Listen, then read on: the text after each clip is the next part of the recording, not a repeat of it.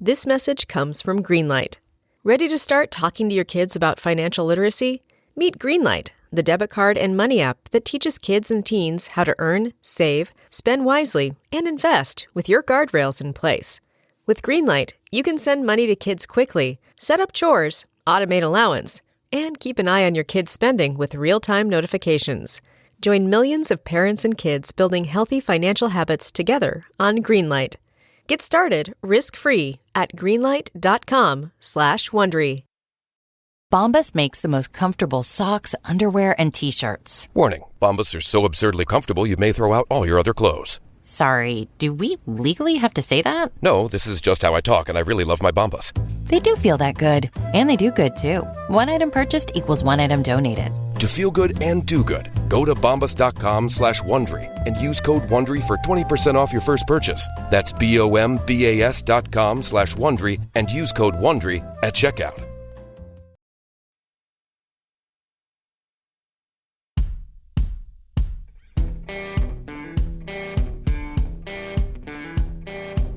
I'm Brett. And I'm Alice. And we are the Prosecutors.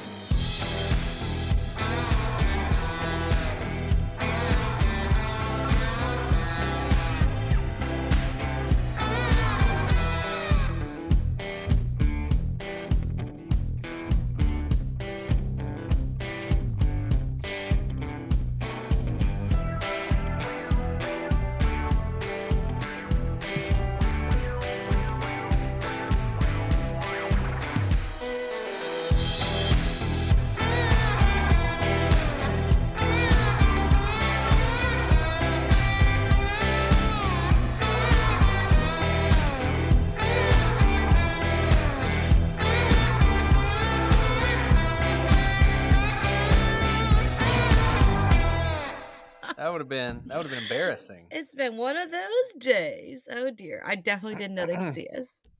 Well, yes, I really am in my closet, as you can tell. And GetVokl doesn't let you blur the background, which is like, whatever, you can see my clothes. But it is what it is. It is what it is. Well, my kids are napping right now, so I don't want to leave the closet. Like, if I went to the dining room, they would be like, what's happening? So, right. No, that's great. It's a true immersive experience. For it's people all who about- don't believe you. It's all about me.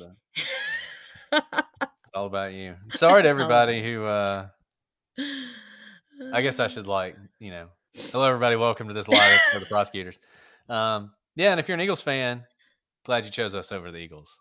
Way to go. Yeah. Or a 49ers fan. It's a lot of football happening right now. I mean, really, who cares about the first half, right? Whoa. Okay. By the time this is over, it'll be time for the second half. That's when all the action happens. This is why you chose this time, isn't it? Exactly. I gave you like a range of 3 hours, and you hit it right so that we'd be out before halftime. Yeah. Truth is, I don't really put that much attention to the pros. Though I am for the Eagles today. EAGLES, Eagles. I am in the midst of making a big pot of chili for football, because football and chili go together. By the way, if you want to come over, I'm inviting you right now. Not the rest of you in the chat. You're welcome to come, but you probably don't know where to come. But this is directed at you, Brett. If y'all want to come watch football. Wow. And eat chili. Wow. Well, you know how it is. I mean, it's like I don't know. I have to ask my your better half. The boss, yes. Well, I just started making the chili. She was just over there yesterday. Yeah, but I like seeing her more than not. We picked up our cow. Our eighth of a cow. You guys have no idea what we're talking about. So I was really excited. I found a local farmer who does, like grass-fed beef, but you buy it by like the half cow, which is a lot of cow for one person or family. So I forced Brett and his family to go in on the cow with us. So they came over. She really twisted our arm. I really did. And there's like blood dripping from the box. Like it's like a legit box of like raw meat. In fact, I'm not kidding. I think the farmer who raised the cow like slaughtered it himself, because he came and delivered it to my door, and my 3-year, he's 3 now. My 3-year-old was like, "Mama, there's blood on him." I was like, could be true crime. Could be the cow. I don't know. That's dedication to your art when you raise them and slaughter them. I mean, it's also a way to cut costs. Yes, you freeze it. It'd be a lot to eat if you didn't freeze it. Yeah. Because, I mean, it was like pounds and pounds of ground beef? It's like 200 processed pounds. Processed pounds is less than thank you for loving my chaos. I appreciate it. It was, by the way, I had to like wipe my floors because there were like there's blood across like from the front of the front door all the way to the fridge. And it was like raw blood because like it was, it was a cow. And like my kids were like, ooh, what's this? And I was like, don't touch the blood. Pretty sure it's from a cow, but who knows? Well, there you go. There you go. So anyways, I now know. Good way to cover up, any vicious murders that happen in your house. Oh, it's just from the cow. It was from the cow. What can I say? Came in with the farmer. Okay, a lot of people are leaving now because they're like, they're like, okay, yeah, this is not what I signed up for. A different kind of blood and gore. Oh my goodness! Anyways, we should probably properly start the show. I'm sorry, I got carried away. We probably start the show. We have one person who is waiting to be admitted. Oh yes, of course. Remember, if you want to join us and appear, I forget we're on GetVokl, which means we're on GetVokl. Yeah, we're trying this again. It was a little rough last time, but it's a little rough. We're assured that it's much better. So Tyler Durden, we're gonna admit him, see what he has to say. And then we'll go to Paige. And if you're interested in hearing, then let's go. Let's go. Let's Hi, go. Tyler. Tyler. Oh no! Hi, how you going? Hello. My name. This is actually. It's really Tyler Durden. Okay. This is just. No, it's not. Yeah, yeah. This is just a stupid fake Facebook account I made like 5 years ago, and I don't know why it's logging me in as that. I'm actually Alana. Hi, Alana. And I'm the stupid one that asked for like, oh, do Jeffrey McDonald. That's not stupid at all. First of all, we are very bad at categorization, and so it's actually we are not easy to search. So that's there's nothing wrong about that. And it's a great case. I mean, great case. No, there was because legit. I sat up. I sat up. I watched a doco, and then I was having a few glasses of wine. And you should never wine in Facebook ever. And then I was like, "Oh, these guys have got to do this." And what an idiot! I'd already listened to it. See, that's my favorite part about it because a lot of people forget. I mean, we got a lot of some people miss things, but I love that you'd already listened to it. That's like a next level. That's just great. Yeah. I know. Well, do you have any questions about Jeffrey McDonald or anything that's on your mind? So which other one? Oh, yeah, Billion. Oh, am I the only one on? No, you're here. It was a little bit of a video roulette. Sorry, you're on. I don't know. Okay. Well, anyway, so I'd set my alarm this morning for 5:30, and I was like, God, you keep like on the thing saying, oh, we'll do it at 2:00 Central. And I'm like, I have no idea what time that is in America. I'm like trying to Google what times, doing my time thing, seeing what time you guys are going to be on. And I'm like, F it, I'm going to be on it. This is going to be my first time. I'm going to do it. And we're actually going on a cruise today. And my partner's in bed. And he's like, Sydney. That's awesome. You're calling all the way from Sydney. My partner's in bed and he goes, yeah. And my partner's in bed and he's like, are you fucking for real? Are you still on with this crime thing? Oh my God, you're going to murder me in my sleep one day. And I said, and you'll never know. Yeah, and you'll get away with it too. Where are you going on your cruise? Yeah, of course. We're going up to Queensland. It's a 5-day cruise, so we're just going up to Great Barrier Reef doing a 5-day cruise. So, well, that sounds amazing. He's Irish. He's got no idea. He's only been in Australia for 5 years. Yeah, it's going to be everybody awesome. in Australia Irish? Yeah, here's me setting my clock for 5:00 in the morning. That's what he says. Well, we are so glad you're here. We're all convicts. Yeah, we're so glad you're here, and we love Australia. Oh, that's so cool! It's so cool. Well, yeah, I'm the one that's on every. Oh, sorry, I've got to stop swearing. It's really I'm the one that's on every post going, you guys have got to come to Sydney, because in the that recap episode, Sydney got a mention twice, right? we were like the fourth. Australia was the fourth, and Sydney was like number 2 for the downloads of legal briefs. And I'm like, yeah, represent Sydney. That's us. Well, it's probably me and all my friends.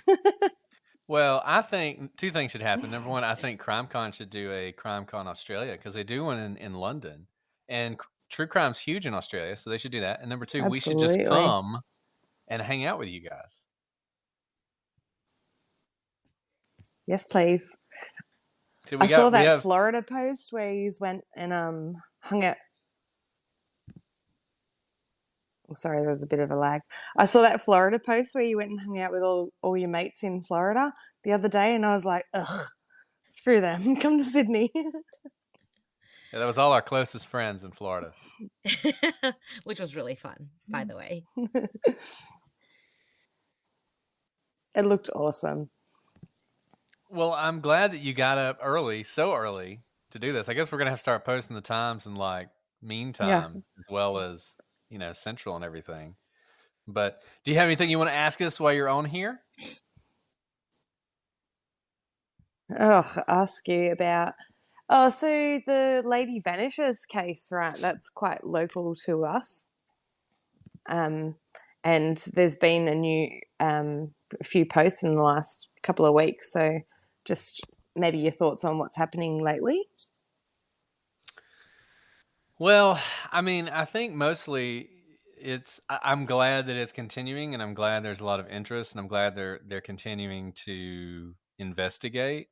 I do wonder if we're making progress, if that makes sense. It kind of feels like we're kind of spinning our wheels right now. So, I mean, I don't know. What do you think? Exactly. I think I've got to the point where I'm a little bit bored of it. I know that sounds horrible, but it's just like you said, it just keeps spinning the wheels. It just keeps the same thing over and over now. Like, we all know what happened. Just kind of, you kind of get to the point where you're like, would you just do something about it? Yeah, and I don't know if it'll be legally, like obviously, the teacher's pet case where they eventually do decide to kind of go forward. I felt like in that case, it was a little bit more solid because obviously he was her husband.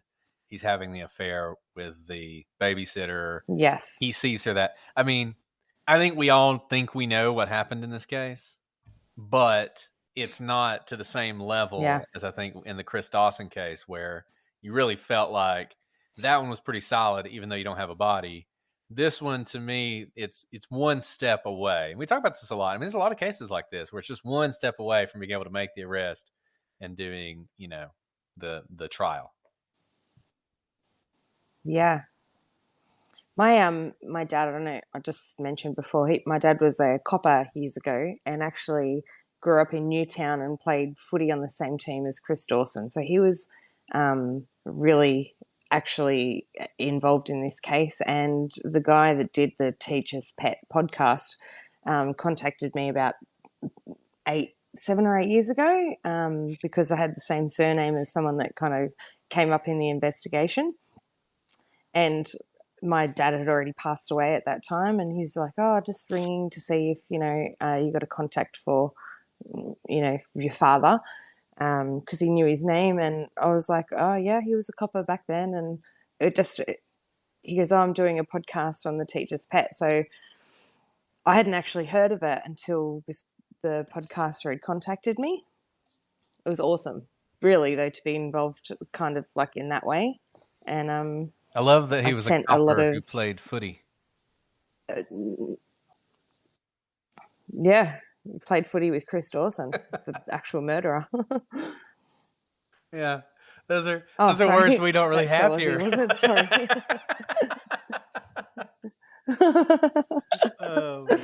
Oh, he was a policeman that played football. It was rugby though, right? Didn't they play rugby, or am I making that up? No, that's more pommy. Like for Poms, we play rugby league. It's a little bit different than rugby union. But yeah, footy. Footy. I mean, I do love footy. American footy. Look, I don't want to take up any more of anybody else's time. I could just sit here yapping away, but You got to thank you wake so up much. early Is on the day Mandy you're on going to yet? a cruise. Well, anyone can come on. They kind of limit how many people can get on the video, but anyone can request access, and we welcome it. And Alana, I'm so proud of you. You're the first one to come on, so thank you so much. Oh, Yeah. yay! Yeah, thank you. Well, thanks for having me, guys. It's been truly a pleasure, and it's a bit of a honor, actually. Like, I'm so excited. The Oh, honor is ours. it And really enjoy your is. cruise. Yes, invite us next time, please. Thanks, guys. Oh, yeah, Bye, you're Lana. more than welcome. We will. So the She was great so mystery is brave. going to be whether the lag is because she's in Australia or just because they I haven't actually know. fixed it yet. It's I better know. than it was last time. Well, I've been monitoring the chat. It's gotten better. I'm monitoring the chat because some people keep leaving and coming back on because I think video is black boxes for some people. But Brett, what are you drinking? I mean, what am I always drinking? Whiskey, Bourbon. bourbon. Yeah. I mean, I would say it's whiskey. This is that Penelope. I really like it. It's made in Indiana. And I just, if it's not made in Kentucky, I don't really consider it to be is bourbon. that your way of trying to get Delphi into the conversation here? Ooh, there you go. There you go. A lot of people are asking about Delphi stuff. I mean, look, that is a great ice cube that you have in there. But if you guys want to know. ask something about Delphi, you got to come on the stage and ask, or you I'm can ask about in the to. chat. Paige is about to get admitted. Oh, come on, Paige. So it's really up to Paige what she wants to talk about. All right, Paige. Hi, Paige. Oh, that's cool right. guitars. With the guitars and the Mando in the background. Yeah, can you guys hear me? We Yeah, can. absolutely. Okay. Yeah, I think with the people like joining and then leaving pretty quickly, I think like when I did it, I didn't like log in at first, so it was just guest, and then you had to like leave and then sign back in. So maybe people are doing that. I'm not really sure. Gotcha. But anyways, yeah. So what kind of chili are you making, Alice? That's so funny. You know what I'm doing? I'm texting Brett's wife to invite them to football because Brett's clearly not going to pass it along. Okay, so controversial. I want to see the poll because, and Paige, I want to hear your thoughts on this. In Texas, beans and chili means it's not chili. I personally like beans and chili because I feel like I'm like, there's not that much vegetable in chili. So I pretend like I'm eating healthy things. So I put beans in my chili, but I'm shunned in Texas for that, even though I'm a Texan. So I'm a beans and chili kind of person, but I know it's controversial. Well, you're not in Texas anymore, so you've moved up in the world. And here we eat beans and chili. Mm-hmm. Oh, I mean, Texas chili is just like meat. It's like, it's pure, like you could just be chewing off a cow, basically, is what it is. Which is fine, but I like chili with like the beans and the tomatoes and the sauce and the But the kind of chili it is this cow that we just bought. So it's like local cow. Local cow. Do they process the like? I know you said it was like processed when you were talking about the weight, but like, do they like label like this is a chuck eye or this is ground beef? They do label it, but it's like very. I mean, the processor is like down the street, like it's local as well. I mean, they do like local farmer processing, so it's very for small farmers. So they label it, and it's like the pounds are on there, and it'll say like ribeye or whatever it is. But there are often times that I'll get a cut that I'm like, I have no idea what this is. Like, I'm not sure if you're supposed to eat it or like stew it. Right. Makes it for a fun adventure, Exactly. Yeah, I just never know. Well, I had a pretty quick question, but I was curious about the Jared Brightigan case that's local to my town. It's the one where the Microsoft employee was shot in the middle of the street in front of his daughter. So they arrested someone last week, just kind of a random person. No one knew who he was or what was going on there, and so there's a lot of suspicion that it's a murder for hire type situation, or I don't know exactly what's going on, but I have my theories. But my question is that they sealed the probable cause affidavit on that for 30 days, and I just didn't know like if the rumors are correct that there's like accomplices. I mean, he was charged with conspiracy. Could that be one of the reasons? Is that common for them to seal affidavits if they're like actively pursuing an accomplice?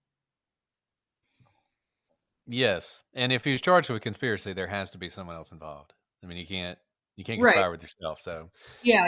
I just meant, is that like, that's a factor as to why like they want to keep that until maybe. Oh, you're totally right. Absolutely. So part of that is it could be that they have just enough, or they're hoping to flip him once he's arrested, and so they're sealing it to see how it goes.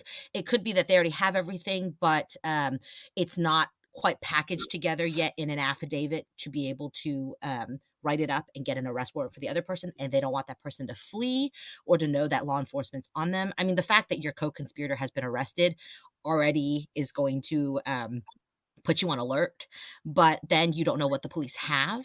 So you can't change your story. You can't coach other people around you to change their stories if basically the playbook is already written out there. So that's pretty common, especially with the conspiracy front. And from what I read around it, I think they even said that, someone else is being pursued. So yeah, we'll see how that goes. And it could be extended past 30 days if they show a need for it to be under seal for purposes of the investigation as well.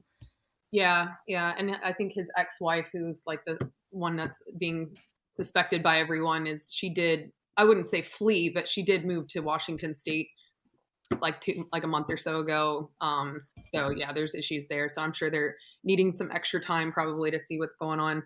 But yeah, that was. So I don't really know anything about the case. His ex-wife is not the woman. It's his ex-wife, not his widow, right? Like, because he was married at the time. Okay. Yeah. Have people? I know it's speculation, but has anybody speculated as to what the possible motive would be, other than just I don't like him because he's my ex-husband? Custody battle, right? Yeah, basically. Jared and I actually went to the same high school, and so it all happened like right down the street from my house, like actually where he got shot. But his current, widow now, but his wife that he was married, they have 2 kids together, and then I guess his twins from his ex-wife, who's they were going through like 10-year long custody, and just they've been divorced for a while, but like custody battle for sure. And it just seems so childish to really, like, even the stuff you read about it, you're just like, God, how do, like, can't you just forget it, right? Like they were already co-parenting like every other week, and I'm like, I don't know, it shocks me that they couldn't just made that work somehow. But yeah, and that's one of the big ones. When it comes to motives. So yeah, most definitely. Well, that was my only question for you guys. I had a bonfire on the beach last night, so I just spent like an hour scrubbing smoke out of my hair. That sounds wonderful. And that's a case that once there's sort of some finality to it, we'll probably cover it, because it does seem like a really interesting one. It is, yeah. And I feel like it'd be fun just in general to cover like, conspiracy charges and, kind of how that plays out in trial. I know we've touched on it a little bit, I think, with, was it Kristen Smart, or what was the one where the father and the brother were? Yeah. Oh my God. I don't remember. But yeah, I think it's a great subject matter. So, all right. Well, we'll let someone else hop on. Thanks, Paige. All right, thank you, Paige. That was awesome. So it does seem like the lag was more Australia, maybe. So We'll see. It's a long way for the electrons to travel. Okay. You speak as someone who knows a lot about the electrons. Hey, I've done. Okay. Is someone in line to get on? There are, but you go ahead. Oh, no. Let them they on. want to hear from you. I'm not talking about electrons. I just want to address everyone's obsession with the way you say interesting or interesting. And it's funny because I never noticed you said that until everyone brought it up. And then when they all brought it up, I was like, interesting. He does say that. Well, it's funny because I said it to myself a couple times, and I was like, huh. How do you say it? I do say it that way. Because when I first read it, I was like, I don't say it that way. And then I said it out loud, and I was like, huh. As soon as I saw it written out, I was like, that's definitely Brett's voice. It's not my voice. Yeah. Not that there's anything wrong with that. Oh, interesting. Way to say it. And I just want to say, the people who are worried that I would ever change anything about the way I talk based on your criticism, not going to happen. So y'all feel free. Y'all make fun of me all you want. I'm standing by my diction this, you know, The is the fact way that you it, just it said should be. my addiction. My addiction.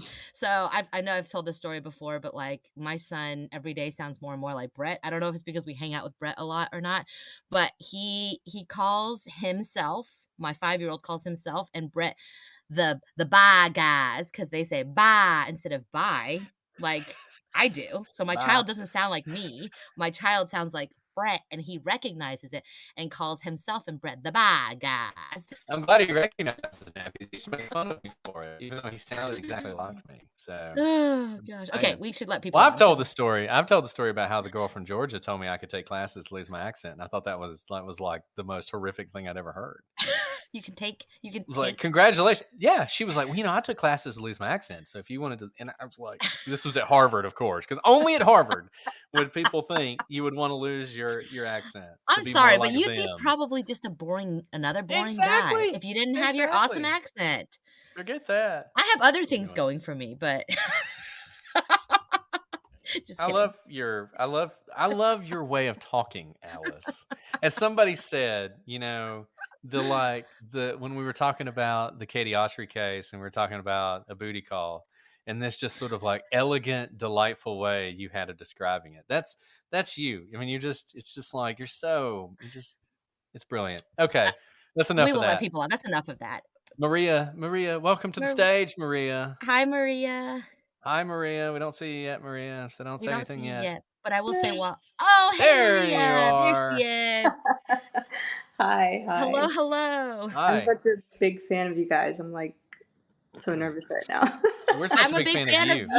Okay. Please. I'm It in reminds San me of Antonio, that Brooks Alice. and Dunn song, My Maria. It's a great one. Don't Alice, make me I'm in start San singing it, though. Antonio.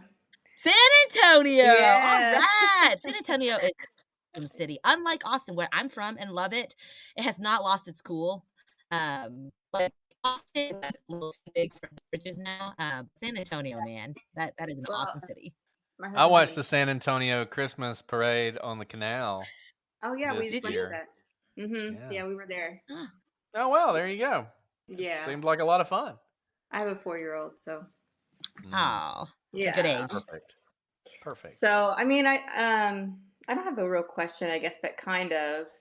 Have you guys been following the all the news about all the nurses with getting fake credentials in order to get their RN license in Florida? That sounds like a problem. I think this is a legal briefs thing, but yeah, it just came out this week. I think there's like thousands of nurses that they found out actually just paid for the school to send a fake transcript to the board so they could submit. Wow, thousands? Yeah, I'm surprised you guys haven't heard of this. Was it like one? You guys actually keep us up to date. Well, I'm a nurse I'm a nurse practitioner, so I keep up with this all the nursing stuff. But yeah, so I figured you guys would have heard about it. But I think so far they've said there was three schools that were doing this. So and they found out because so many of the students from these schools, their NCLEX, which is like the the national test that you take, their pass rates were so low that they started investigating the schools. Wow. So found out that did that at least protect people, since most of them were failing? They didn't actually, or were they actually practicing as fully qualified nurses? Some of them passed. I think the passing rate is like 20 or 30% from those schools. So somehow some of them did pass, but not many. So anyway, you'll have to read about it, I guess. That's insane. And more will come out. I think they said they arrested 20 people so far. I think they're only arresting people from the schools. Wow. That stole the fake transcripts. They haven't actually arrested any of the nurses yet. They're just taking away their licenses. I'm surprised you haven't heard about it. My TikTok algorithm is all nursing stuff, so. No, thank you for telling us. Yeah. So when you covered the RaDonda Vaught stuff, I was very into that. And then my best friend, Caroline, shout out Caroline, she and I listened together. She's an ICU nurse too. So we were already talking a lot about that. And then when I saw you had an episode about it, we were so excited because we were. What were your thoughts? Oh my gosh. As a nurse, it's so complicated. I haven't worked in the hospital in a couple years, but I see how it happened for sure, because it really was like a system-wide problem for sure. But I mean, she should have known what that drug was. I think my opinion was she probably didn't even know what the drug was. Mm. She probably saw the name, thought it was something else, and just rushed past and gave it. Because I think she was a pretty new nurse right? She hadn't been a nurse very long. No, I think she had been actually. I think she had She been. had? I don't. I mean, I don't think she had been there 30 years, but I think she had been there multiple Yeah. years. Okay. I mean, I will say this much about. I think it was. It's kind of like the Swiss cheese thing, right? Like it shouldn't have gotten that far. Mm-hmm. But ultimately, yeah, kind of it was her fault. But I don't think she should go to jail. I think it should have just been lose your license, apologize to the family, you know. Yeah. I think it actually worked out pretty well because I think the judge took all that into consideration when Yeah. the sentence of probation, I think, was the right call. Yeah, probably. If anything, yeah. But and of course we know how much she was how apologetic she was, she did it away, and all of those things. It's like, okay, I mean, she tried to do the right thing, but yeah, that's a huge mistake, and I think that's every nurse's worst nightmare, right? That you're gonna make some huge mistake and hurt somebody, and you're just moving too fast, and it's one of those things where it's a bigger issue in hospitals, but the staffing is so bad, and it's just you're stretched so thin. You're trying to do so many things at once. It's like it was bound to happen, you know. And I'm surprised things like that aren't in the news more because, you know, of the way things are in hospitals right now. But anyway, I could talk about that all day, which is why I don't work in the hospital anymore. I mean, I think it's one of the most interesting cases we've done personally. Like I find the whole thing because it's so hard, you know, like there's so many different ways to look at it, and everyone, you know, as a nurse I have a different perspective. There's just so many different things to factor in, and it's, you know, it's all true. It was her fault, but it kind of wasn't, but you know, yeah. No, the whole thing is fraught, and it's that was the reason it was one of my favorite cases is all of the policy questions it brought up, like obviously we're covering it from the legal angle, but like whether this is a case for the justice system is a totally different question, because that system of overworked nurses in the hospital, like you said, is a reality right now. And also it opened my eyes because we always, those of us not in the medical field are like, all nurses, all medical practitioners know what they're doing. But just like lawyers, there are a lot of lawyers who don't know what they're doing, right? Who brush past things. And like, for the most part, it's okay. But at what level does that rise to, prison time or probation? Yeah. She didn't scan the med, which usually, I mean, in every hospital, I think every hospital now, they have scanners for every med that you give. You should scan it first and then make sure, it's the right patient, right med, whatever. And she didn't scan it. And I mean, there was only a couple of times maybe where I gave a med before I scanned it. And as a nurse, if you're not scanning this to get some kind of verification through the computer that you're not making a big mistake, you better look at it and have it in your mind. I'm 100% confident, before I do this without scanning. So, and I know she was in a place where she couldn't scan because she was down in like a procedure area. It's so, complicated. Yeah, it's a tough one. I know. I feel for her, but it was a really bad mistake. So anyway, yeah. Well, we really appreciate your perspective on it. So you'll have to look into the Florida situation. I mean, I'm sure more is going to be coming out. And I think now they're saying some of these nurses are practicing in other states as well. Yeah. So. And then you get into the whole, I mean, if you have a redundant type situation with one of those nurses, that's going to be a huge problem for that person. Even really look at and now everything they've ever done is going to be looked at. And in any patient they've ever had who had an adverse reaction, even if they had nothing to do with it. I mean, you can just the can of worms that opens up. Yeah. Oh man. Yeah, it's true. I mean, in that case, I think maybe those people actually should go to jail because that's very. I think the people who ran the diploma mill absolutely should. Yeah. And then Yeah. the But even the nurses, it's nurses, I'm like, like, okay, this is pretty, yeah. It seems like a house of cards. Like there's a reason that you have to take those classes and learn those things. Like Yeah. especially with nursing, it is a practicing degree. There's no like you can blow past it. So like, what's the end game? Just seems like it. Of course, it would be discovered, but we'll definitely look into that. That's a great tip. Absolutely. Okay. Well, I'll let someone else take some time. Thank you guys so much. Well, thank you Thank so you, much. You're Maria. awesome. Love the podcast. Yeah. Thank you. Thank you so much. Okay. Bye Bye. bye. Aaron is up next. It's not like, a little bit about me. Well, I don't really understand. You kind of froze up for a second. Alice is frozen now. It's just a picture of your lovely face.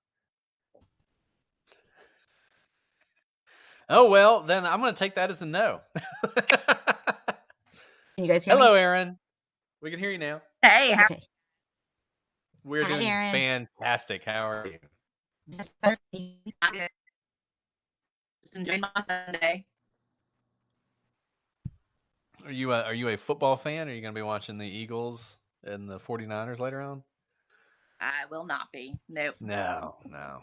Yeah, I'm more interested in the game later tonight anyway. But... I'm a Hallmark movie fan, so I might be. Oh, no, I love Hallmark movies. Yeah. Yeah. Love Hallmark movies. They're the best. Yeah, that is my favorite thing for a Sunday is to put them on while I do my housework and that kind of stuff. I used to be a big fan of y'all guys, the Sci-Fi Channel. I don't know if they still have the Sci-Fi Channel, but on Saturdays, the Sci-Fi Channel would have all these like crazy, creature movies, like giant alligators eating people and everything. It's where Sharknado came from. Sharknado was a sci-fi, and that was awesome. And I used to just watch it on Saturday when it wasn't football season. Like I would watch sci-fi movies all day long. It was amazing. I loved it. I don't know why they went away from that. They may not even still exist anymore. So now, horror movies are similar to sci-fi, like more, romantic accounts and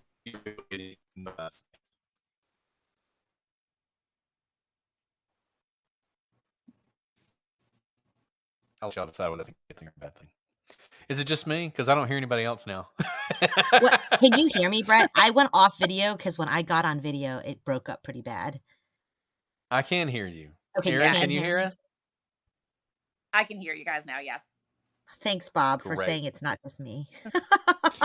I'll try to come back on video, but I'll go off. No one needs to see this face. But... So, Aaron, other than your love for Hallmark movies, is there anything else you wanted to share with us today? Yeah. So for my job, I go into people's homes and see them in their homes. This is probably more of a legal briefs kind of question, but a few weeks ago, maybe a month ago now, I went for the first time to see a woman in her home, and her adult grandson and her daughter were there. The grandson was only there really, really briefly, and then he left, but I just got such a bad vibe off of him. And by the end of the visit, I ended up actually calling Adult Protective Services because I was concerned that they were financially abusing and controlling the woman who I was seeing. And I talked to my manager after that visit, and I told her that I was really scared that when the grandson found out that I had called Adult Protective Services, that he was going to come after me with a gun and try to kill me. And it was like a very specific fear. And this was on a Wednesday. And over that weekend, the police actually got a tip that he had killed a woman in his home and got a search warrant and went into the home and found a woman who he had shot and killed by like shooting her in the head. Wow. Okay. So my question is, and then after the fact, his mom like took the gun and got rid of it somewhere, so they don't have the gun at this point, and I think tried to help him clean some other stuff up too. So they both are in jail at this point, but he has not been charged with murder yet. So my question is, like, kind of what are the steps that take place in a case like this before they would actually bring the murder charge? Well, I mean, one thing, a lot of times what happens in cases like that is that they start on something that's very easily improved that allows them to hold the person, right? So what you want to accomplish is you want to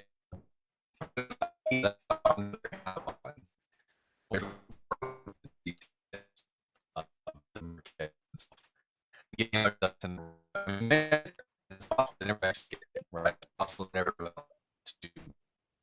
get the evidence. So the problem is when you got a murder case, like a lot of the stuff that Alice and I do, the investigations will go on for ever, right? I mean, they'll take like years, and you obviously don't want somebody who you think murdered someone to be out there while you're continuing this investigation for some limited amount of time. So oftentimes they will charge them with something else. And you'll see this in famous cases, and people on the internet always lose their minds like, why are they only charging them with kidnapping? Why aren't they charging them with murder? And it's because they're getting all their ducks in a row, like chill out, right? And so it may be that it's something along those lines. I will say, as far as your report, it should have been confidential. I mean, he should not know that you did that. And I would encourage anybody with similar good instincts that you had and way to do exactly what you should do. I thought you were going to say you saw this and didn't say anything, and should you say something? I was going to say definitely you should say something, but you did everything right.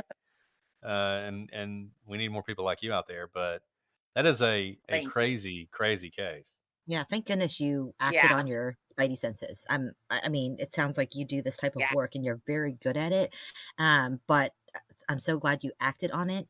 One thing to think about, think of the other famous cases you've heard of, right? Like a murder charge wasn't brought until much later in Delphi, in the Idaho murders, right? So those sorts of things. There is a way to arrest someone on an emergency basis, and you usually do that, and you can only detain them for so long if you're not ready to bring those charges, because we've said this before, but you can use the grand jury for investigative purposes up till the point they're charged, and then you lose that investigative function. You can still investigate, but you have limited powers. And so you always have to weigh whether you're ready to stop that power of the grand jury to help you investigate. Especially if it sounds like a gun may have been disposed. Maybe there's a conspiracy aspect, even if it's just aiding and abetting him from getting away with it, that sort of thing. They want to make sure they are able to charge all the right people that have to do with this at the same time. And I had read that they were trying to get his mom to take a plea deal by telling them where the gun was. And as of right now, I don't think that she's done that, but she might at some point. Right. And we've talked about this before, but like, even though there's privilege among married couples, there isn't among parent and children. And so those situations are kind of fraught, because technically she can be compelled to testify against him. Do mothers typically testify against their children? No.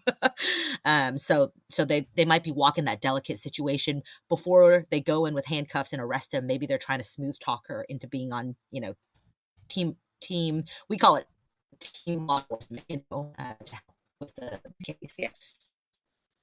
But oh my goodness, thank you for what you do.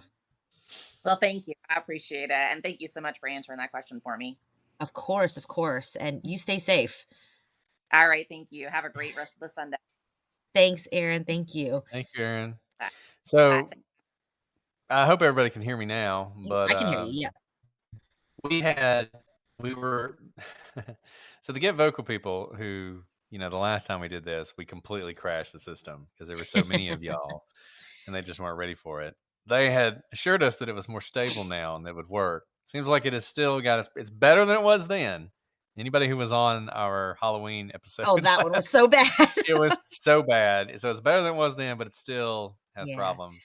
It's because you guys are. It's just because you guys are awesome, and there's so many of you. I just don't understand. I don't either. I don't understand. We're gonna keep trying because we care and we want to talk to you guys.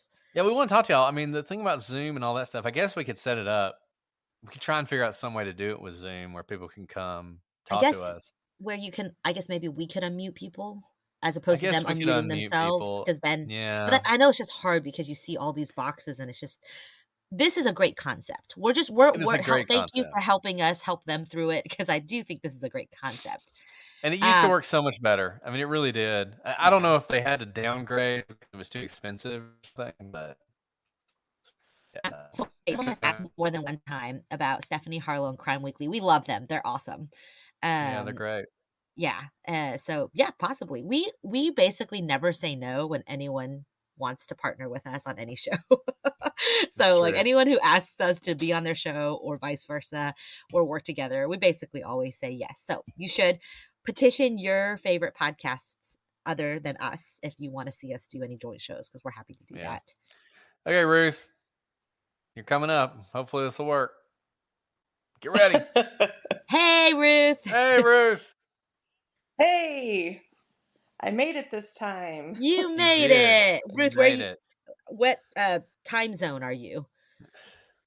Central. Oh, fantastic. Oh, well, that's okay. Easy peasy. So it's a wake hour for you. Well, I meant made it as in I tried to get on with the last Vokl and it never loaded. Like you can see, just didn't work. Were you the person who had the joke that you were trying to tell us, or is that somebody else? That was me. That's what I thought. And you emailed it, and it was great. No, you didn't. No, it's I don't. Oh, I want to hear the joke. Yeah, but I want to see your face, so because it's so stupid. It's a pirate. See, as soon as I came on, everything froze for me, at least. Okay, well, I can still hear you though. I can hear you. Okay, what's a pirate's favorite letter? Is it R? R. You'd think it'd be R, but his first love's the C. I love it. Okay, Ruth, I am 100% going to tell that to my kids when they wake up, because they love pirates and they will love that joke. See, I love jokes like that. Just ask my wife. That was awesome. That was worth the months-long wait for me. I'm all about dad jokes. The more dad jokes, the better. I tell people, I was like, I swear I was a dad in a past life because I'm just riddled with dad jokes. Well, and then I said, it's been confirmed, because this summer we were coming back from Worlds of Fun and I literally pulled the car over because my friend's kids her son was just, I pulled the car over and stared at him until he started to cry. I was like, I was a dad. I need to take you on my road trips. My kids could use a little fear of Ruth in them. Well, I have the mom face, the mom lips, the eyebrows, the voice. I even did it to my supervisor a couple months ago. The backhand to the palm clap, like amazing. Anyway, so it's nap time in the house, but I do have a question that's probably a legal briefs, which keeps me chuckling because everybody's saying it's probably legal briefs, and you guys are like, let's see how this one flies because it's so geeky, but here we are with all this. So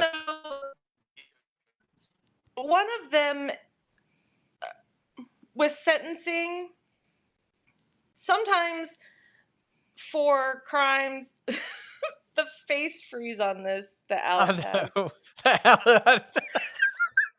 I was thinking the same thing. Don't make fun. Don't make fun. Now I'm just getting off.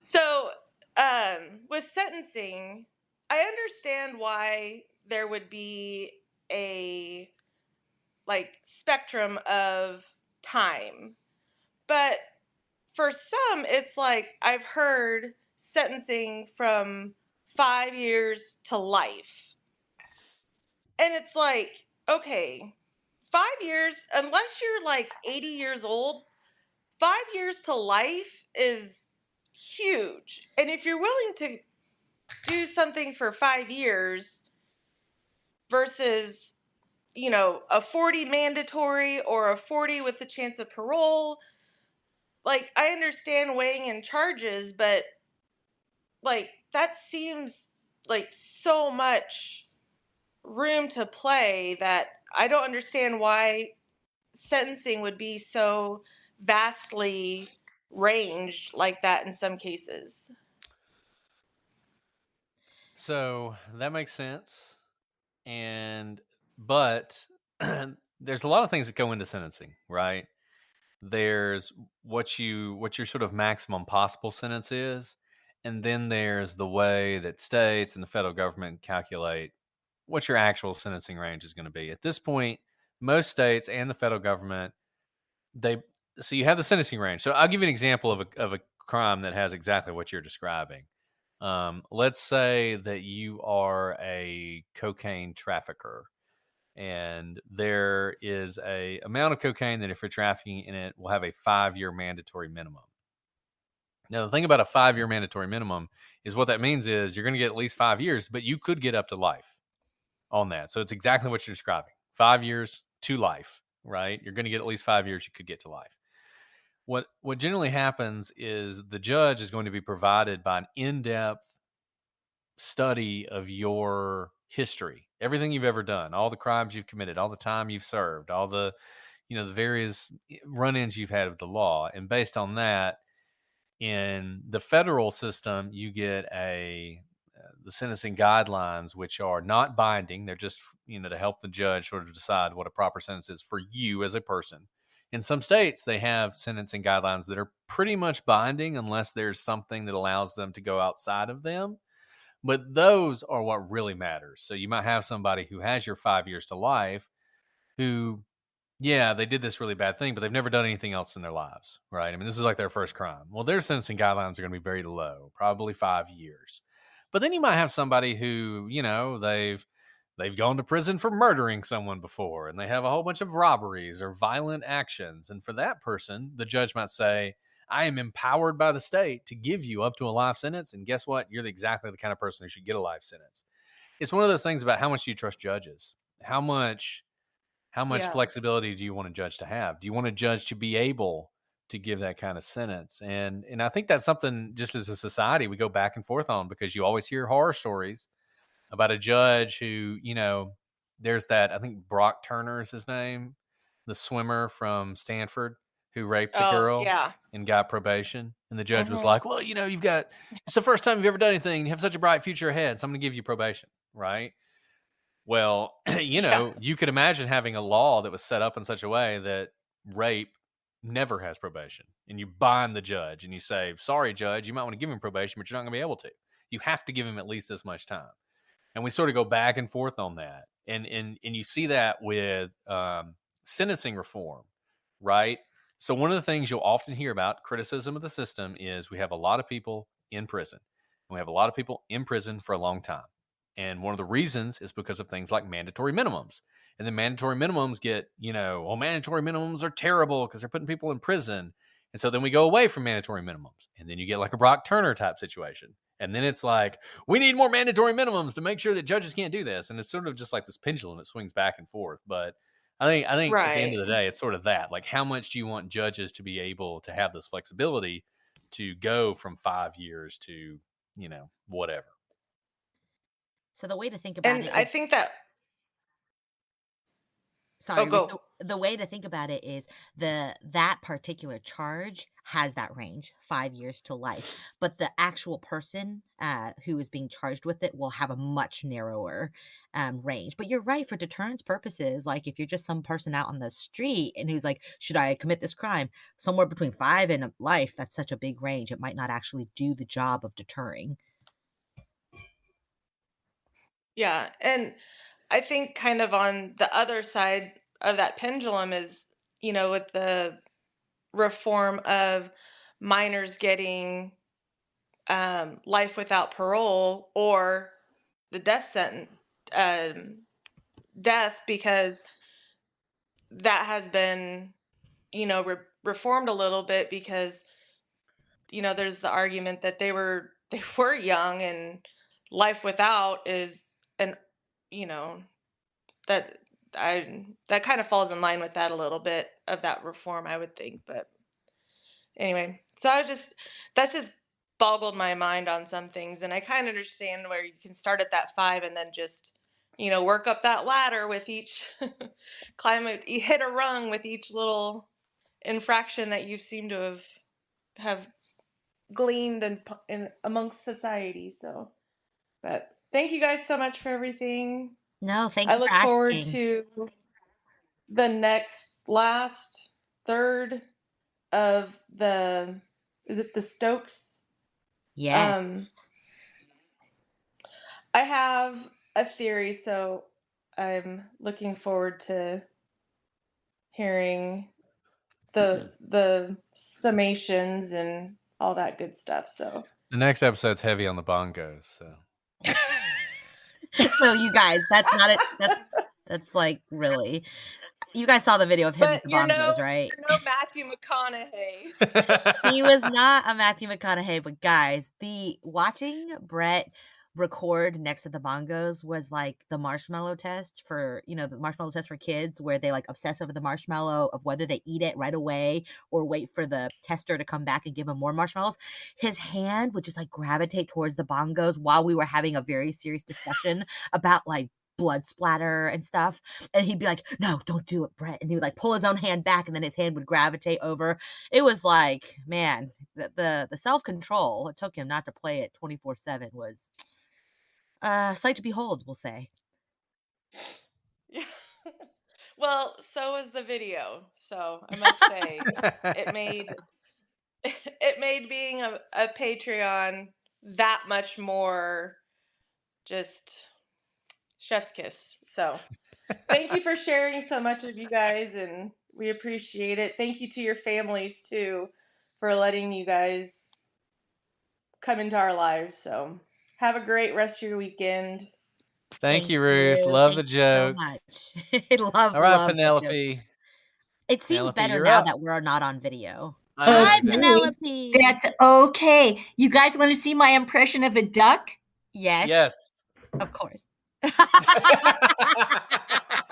That's my kind of joke too. Yeah, my son.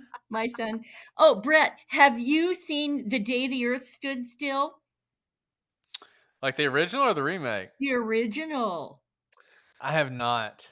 Oh, my husband's favorite movie. You were talking about the Sci-Fi Channel. So the alien has the robot named Gort, right? Yeah, you got to see it. Klaatu Barada Nikto. Got to see it. Yeah. Which, also were the words that you have to say with the Necronomicon in Army of Darkness. If you're a fan of that. Yeah, there you go. Oh my gosh, how could I forget? Well, I've only seen Army of. I don't know what state I was in when I saw Army of Darkness. So the last 5 minutes of Army of Darkness are basically my favorite 5 minutes in any movie ever. My kids got me onto it, and as I say, who knows what state I was in? So I'll have to look at that again. Okay. Well, I will watch The Day the Earth Stood Still just for you. I've seen the remix at some point, or the remake at some point, because it was always on the campus movie channel when I was in college. But I'll have to check it out. Yeah. Well, I really hesitated to come on and ask this, and I'm thinking maybe I don't know if it's appropriate. I have you had an episode, and darn it, I didn't go back and look at the name of the young man who had hanged himself. And there was a lot of discussion that maybe he didn't, but your finding was that he most likely did. And you were both so wonderfully compassionate in your discussion. And you said, if any of you want to talk to us, we will talk to you. And I was thinking, oh, isn't that too bad that some of them would take more of Alice and Brett's time? And oh my goodness. And then I'd had some refreshment that was kicking in about then. And I realized tears were running down my face. And I thought, maybe I could talk to them about this. And I, again, do not know the appropriateness and certainly will not take too much time. But I do have a relative who ended his life because he had committed a crime, a good person who did a bad thing and was waiting to be I believe it was the sentencing, and once he's sentenced, then they take him at that time. Is that correct? Or is it he was out on bail. We had to go back in, and then the prosecutor, it was waiting on the prosecutor. And Yeah. and so the deal was, when he went back in, he was to be remanded at that time once the Right. prosecutor had done whatever. Mm-hmm. Well, he went in 3 times and the prosecutor wasn't ready. Now, he committed the crime. It's all on him, and I know that. At the same time, 3 times. And, "Oh, well, I'm not ready. Oh, well, I've been on vacation. Oh, this, oh, that." And the 4th time, he just didn't, he just went to the woods and hung himself. Oh. So, again, it's on him, and I know that.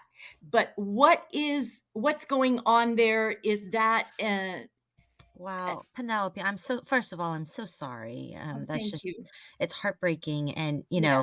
it, it, we don't take our jobs lightly at all. No. Especially people who are charged with crimes. I mean, it changes your life, even if you get a plea deal, even if you're acquitted. We recognize that. And, a human side of the story, like you're telling, is it's so helpful for everyone to hear, because people tend to think that defendants can be monochromatic, right? That they're charged, and clearly that's not the case. I don't think that prosecutor necessarily had any ill will, and probably was busy.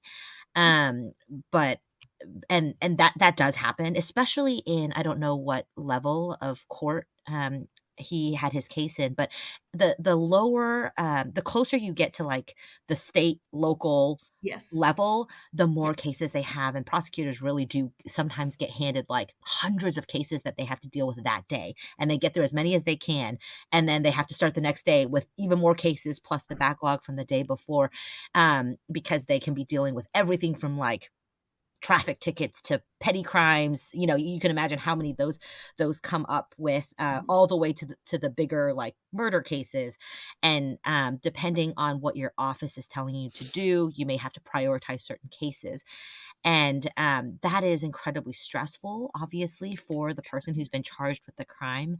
And what you've described truly is actually one of my worst, what has always been one of my worst nightmares of what could happen to a defendant that I charged as a prosecutor, is the effect it could have on that person's will to live.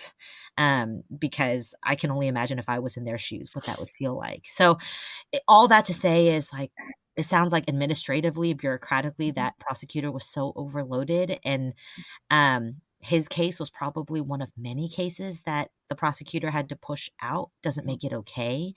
And thank you for bringing that to light, because people, we do have some good judges who recognize that and will have that conversation even in court with defendants, like, you're worth more than your worst day, and everyone needs to hear that. And obviously we're prosecutors and we have to enforce the law, but everyone should know that and remember that. And we try to say that on the show too. You are not your worst decision in Yes. life, Yes. ever. That does not define who you are. It may be the situation you are in right now, but absolutely it does not define who you are. And I'm so sorry to hear that happened to your family member. But I also thank you for saying that, because people will hear your story here. And if anyone is in a similar situation or knows someone in that situation, can ask that extra question, just to say, this is not who you are. It's Yes. something that's happened, but it is not who you are. It does not define your worth. So that, I don't think that answers your question, but thank you for bringing the very human side of the justice system to light. Well, And go ahead, Brett. I was just going to say, the thing that when you're in the system like we are, that that people outside the system don't know, is the justice system moves so slowly. And I've often thought, how stressful it must be. And I actually don't understand people who try and delay things, because to me, hopefully I'll never be in this situation, but to me, the waiting to find out what's going to happen to you and everything else just would be so stressful. and just so devastating that I can't even imagine. And it does move slow. And I'm sure that this prosecutor probably just had 1,000 other things going on. Delayed remand is something I really don't like. And I wish we didn't do. And frankly, the cases we do it in, I think, are the cases where you have the biggest danger for this. So for those of you who don't know, and people are sometimes surprised by this, and they think it's some sort of like, well, they were, this person must have had pull with the judge because they didn't have to go to jail immediately. There are only certain circumstances in which you have to go to prison immediately after you are convicted. Ordinarily, if you are out on bond while your trial is ongoing, a conviction does not change that. You remain on bond until you are sentenced. And that is the point when you're remanded to custody. And so you're just allowed to stay home. And I have actually had a sentencing where the judge stopped it midway because he was so concerned that the defendant was suicidal and wanted to make sure that they were not going to commit suicide, and ended up sending them off for some mental evaluation. That was probably the right thing to do, but especially in white collar cases. So usually if you're somebody who, has a long criminal history, if you're somebody who's in drug trafficking, if you're the kind of person that you think of as sort of being in front of the court all the time, the crimes you're committing do not have delayed remand. You are automatically remanded to prison, to jail, and you're probably much safer there. But if you're a white collar criminal, if you're somebody who commits bank fraud or, something like that, who doesn't have a criminal history, you probably are going to be out on your own. And I always worry about this, that you're going to think your life is over. You've lived on the straight and narrow your whole life. You got convicted of some sort of fraud case.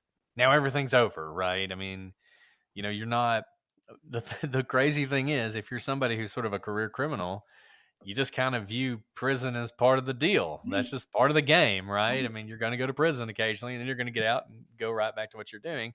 But usually the person who commits fraud, this is the end of their life in so many ways. And I always worry about that, but they are left out. It wasn't fraud in his case, but it was the end of his life as he knew it. And he had, we were warned immediately by the lawyers that he was to watch out for that. And he did try to kill himself right away. But we thought we had got through. But again, I certainly do understand that ultimately it's on him. At the same time, it's so painful to think about it. Of course, that there'll never be an okayness about it, but just hearing you two just absolutely helps restore one's faith in the system and the absolute heart and goodness of the people that are that are trying to do the right thing. I mean, every person that I know, I was a family La Casa for a while, and it's like everybody that I know that's in law is trying with all their might and main to do the right thing. So bless you both. Thank you so much. Thanks, Penelope. Thank you so much for sharing. We really appreciate it. Okay. Yeah, and that's such an important thing, and thank you for bringing it up. And it's something that we are passionate about, and I feel like just the more we talk about it, the better. Just talking about this kind of stuff is important. Yeah. Thank you, Penelope. Thank you. Thank you. Okay, Pomegranate. I assume that's not your first name, but thank you. Hi, Pomegranate Princess. Hi. Hey guys. Oh, this is so cool. Oh my god. Hi. I like alliteration that starts with P, like prosecutor podcast. Oh, there you go. Is that why you decided to start listening? Because of the alliteration? Absolutely, yes. I stay for the charm. I would have turned my camera on, but I just got LASIK, so I look like I'm in the process of turning into a zombie, but not quite there yet. But I have a kind of a legal brief question for you guys. So when it comes to kind of controversial cases, prosecutors I know in you guys' cases, like y'all use grand jury all the time, but in like some states, they just use grand jury for controversial cases. So my question is, when it comes to deciding to charge a minor as an adult, who makes those decisions? And does that go through a grand jury, or like are there like just factors that if they meet the criteria, that's an automatic thing, or is it more up to somebody's more subjective judgment? All right, so I'm going to answer that question. I just want to say Alice has to go soon, so I am Well- going to try and get Joe and Mandy in. Yes, before she has and to I'm go. staying on for you guys. I just needed to, On this point, we actually have a legal brief coming up on charging children as a minor, but I will say it depends on the jurisdiction. A lot of times there are laws that focus on this, so sometimes there are laws that dictate how minors are handled, and it's just sort of what they're charged with determines whether or not they're going to be in adult court or not.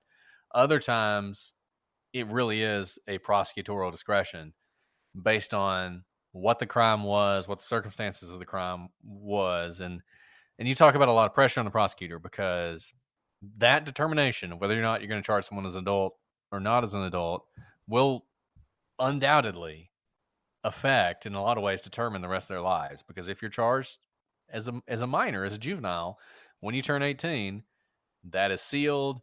It's a fun thing to tell your friends about at a party, but it really doesn't have any impact on you at all going forward. Whereas, obviously, if you're charged as an adult, that's a big deal. I see. Thank you for answering that. Also, are you guys gonna do that episode because of what I send in? Like, do you guys actually read the stuff like of the legal brief suggestions and stuff sent through Patreon? Well, we absolutely Of do. course.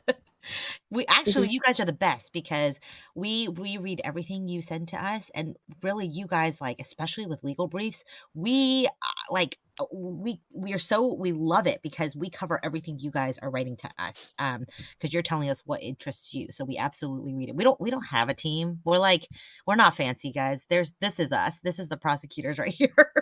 We don't have like people who read our emails for us or anything. If you guys need one or a researcher, I will work for free for a letter of rec.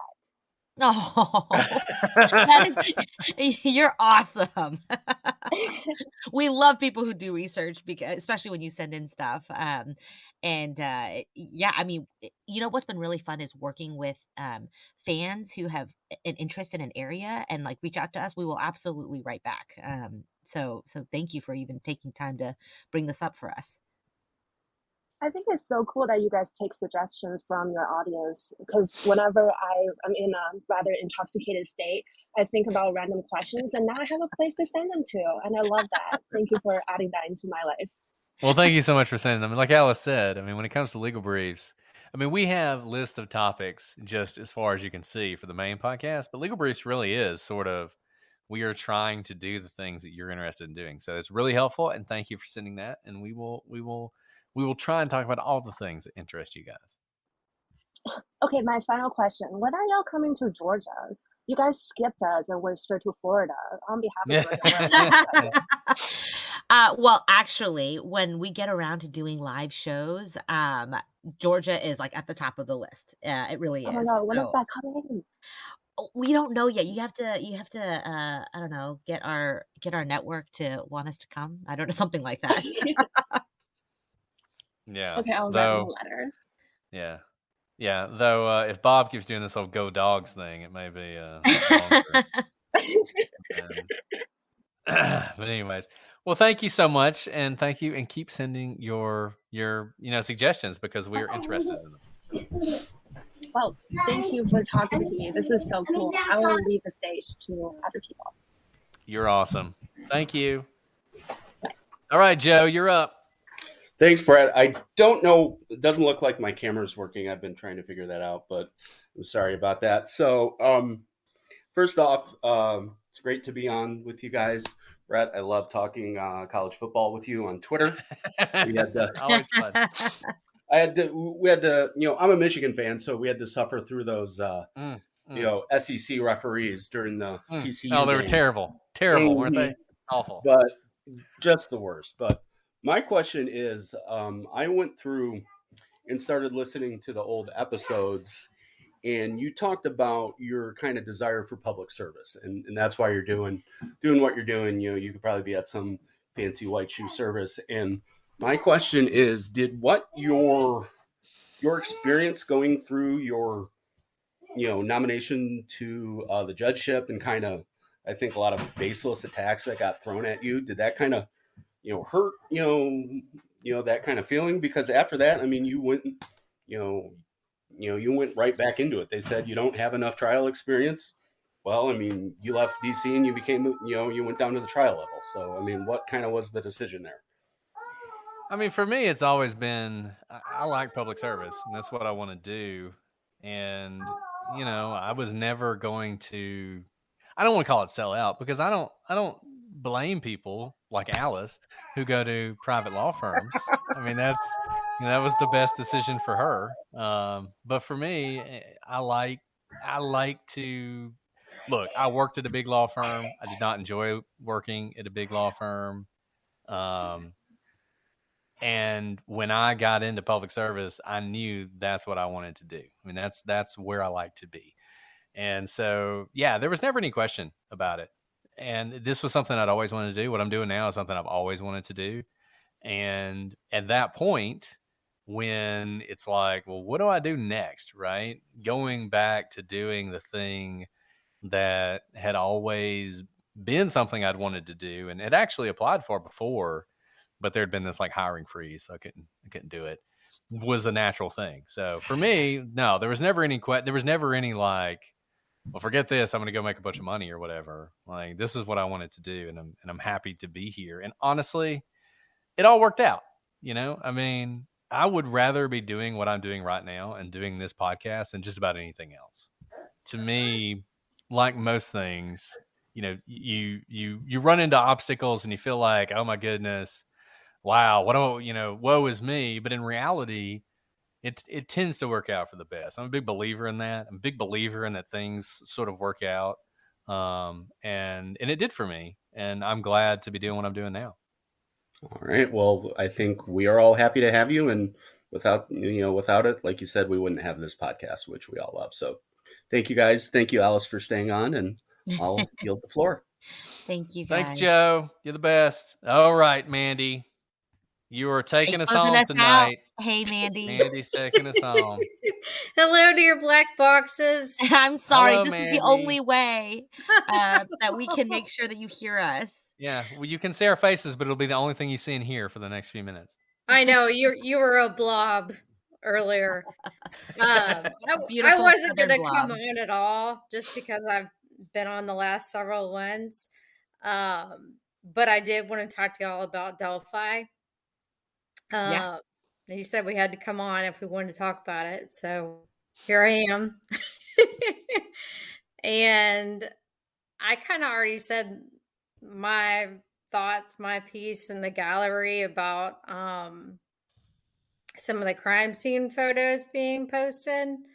Wanted to know y'all's thoughts on that. Well, I mean, I number one, I think that person who has the crime scene photos and was sharing them is just a complete jerk. I mean, after I tweeted about it, that person who claims, I mean, I guess they did have crime scene photos because they shared them and they've now been posted. They claim to have photos, I guess, of the bodies that they say are going to leak soon. They started harassing various people who had posted on Twitter and threatened to sue us, which good luck with that. But it's no, I mean, look, rodeo, y'all. And I feel like, yeah, exactly. I feel like it just confirmed to me that when someone like that reaches out to you, your response should be to, number one, let the police know that apparently someone has leaked information to them, and number two, reject them completely. And that was not the position everyone took. Obviously, there are people who decided to take the photos and post the photos, which I just disagree with completely. And I know this is sort of a complicated question because of the First Amendment and sort of, transparency and all that jazz. And I get that that's what other people will say about why they took the photos and why they posted the photos. But to me, I just thought, I mean, I never even considered taking their offer. Like it never crossed my mind to take those photos and post those photos. Literally, the first thing I did was forward it to the Delphi task force. And I mean, I don't know. Like I said, I don't want to cast aspersions on anybody who decided to take the photos and post them. All I can speak for is ourselves. But for me and Alice, and, I think I can speak for Alice on this. We're never going to do something like that. Yeah. So. Yeah. And I knew y'all wouldn't. I had seen I saw a tweet about who would do that, and I didn't know what they were talking about. And then I saw your tweet, and then I ended up seeing the photos. And anyway, it was gross and unnecessary. And I just really felt for the families. I know we've talked before about kind of the ethics and covering true crime, and that just seemed to really cross a line. And I'll say this: there are people who have suggested they might be fake. They might be fake, but I will tell you that all of my communications with people who would know are that they are not fake. I don't think they're fake. And maybe you're like, well, it's just a picture of a shoe in a river. Yeah, it's a picture of a shoe in a river, unless you know what that represents, right? Right, and their families seeing it. Right. Or like the girl's clothes. Right. I mean, what does that represent? Like, it is not just the photo itself. I mean, I get it. I get that the photo of the bodies would be far worse, and let us hope that no one publishes those, right? But the fact of the matter is you cannot separate those photos from what it represents. And like you said, the pain that the family would have to undergo, not only seeing the photos, but just knowing they're out there, that people are just the voyeurism of it, Right. And as Ruth says, the jury, I mean, look, you say what you want to about before we had an arrest, right? I mean, we talked about this, but maybe they should release more information. We've got an arrest. We're moving towards a jury. Think about that before you post something like that. I mean, to me, it's obvious, and it wasn't obvious to everybody, but to me, it's obvious. That was my point in the gallery, is not that the photos themselves don't have value to the case, but they don't have value to the public. And 100%. From what I understand, the families were completely caught off guard. They're under a gag order. They can't even talk about it. But I just, once I saw that, then you start digging around, and these other YouTubers that I'd never heard of, apparently Becky had contacted them and was like, have you seen these? Like, they were shocking to them. I mean, they know more of what happened than we do, but stuff is leaked out. And so some stuff wasn't a surprise, but just to have those photos out in the sphere, in the public, when they don't need to be. There's going to be a trial. They've got the guy. Mm-hmm. Hopefully the guy. So I don't Megan, know. That's so right. I think the biggest problem that we all have with that is the definition of voyeurism, right? Like, we have no right to that. That's not our family member. We are not related to the victims, and law enforcement does need that. It is important for the whole judicial process. And the fact that the judicial system is open means that it's open as the case is going on. We don't get access. We don't have a right to any of that beforehand. Not just because it could impede the actual conviction process, but like what you just said, we absolutely have no right to it. And I think this kind of, sometimes the true crime community can feel like they have ownership or a right to information that they absolutely don't have a right to. And that's why we, we stand on that soapbox and say it all the time. We've seen it harm real people. Penelope was so brave and shared her story, but like, these are real people's lives. We don't know the effects it has. That's not my daughter. And Right. I have a heart, and I know how that may feel, but that's still not my daughter. That's still not my friend, my sister.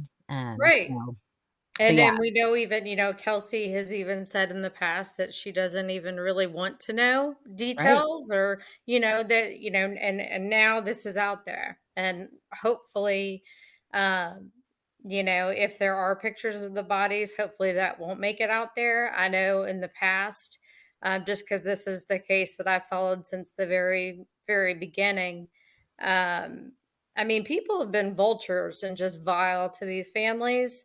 Mhm. And they had like a public viewing at the high school. And someone took pictures of Libby in her casket and put that all over Facebook to prove something about rumors, and just the horrific nature of it. And it turned out that was someone who was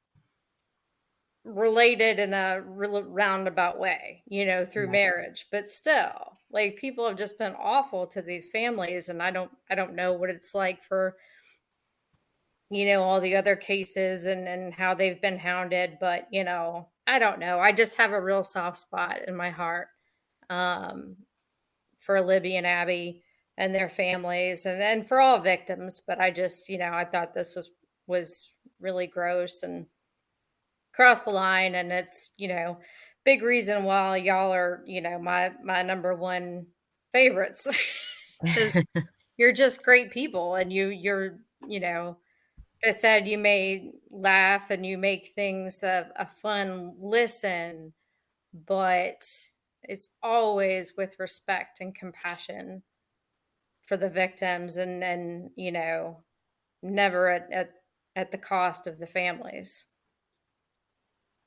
Thanks for saying that, Mandy. And thanks for the really honest and insightful and respectful discourse that you help lead on the gallery too. Always love having, no, I'm very serious about that. It is funny, a lot of people in the gallery, I think most of you on here probably are part of the Facebook fan run group, the gallery, but it is such a good group. The discourse is so good. I learned things from the really good discourse, because you can have differing opinions and still talk as real people, something we've really lost, I think, in civic society. So thanks I see your name pop up in these really wonderful discourses all the time, and I appreciate it. Oh, yeah, thank Mandy, you. I think you're basically famous. I mean, people are always people talk about seeing you on here and loving to put a face with a name. So yeah, you've definitely made a difference for people. They don't see my jogging videos, but anyway, I have friends on my Facebook friends, that are like, "Come on, do the jogging videos." But yeah, no, I think the gallery is great, and hopefully, I think the moderators there do a really, really good job. Amazingly, I think a few people have me blocked, which I don't get, because I don't I don't think I'm too mean to anybody. But I think they do. I see that I am famous. Well, come to CrimeCon, everybody come. But yeah, y'all should come. Yeah, everybody come to CrimeCon. We'll be there. We'll be there. Yeah. Alice is buying drinks. We were coming. That was a present to me, and I had emailed Brett about a situation with my husband's job, which did not happening to him. Oh, good. Thankfully, for now, but anyhow, so we're coming no matter what, because you can't get your money back. That's right. That's right. I can't wait to meet you guys in person and not see these black boxes. And anyway, I wanted him to join so he could see you, but he's watching soccer. He loves soccer. So, but he's got his priorities straight. I love you guys, and it was good to talk to you. And thank you for taking the time to have me on again.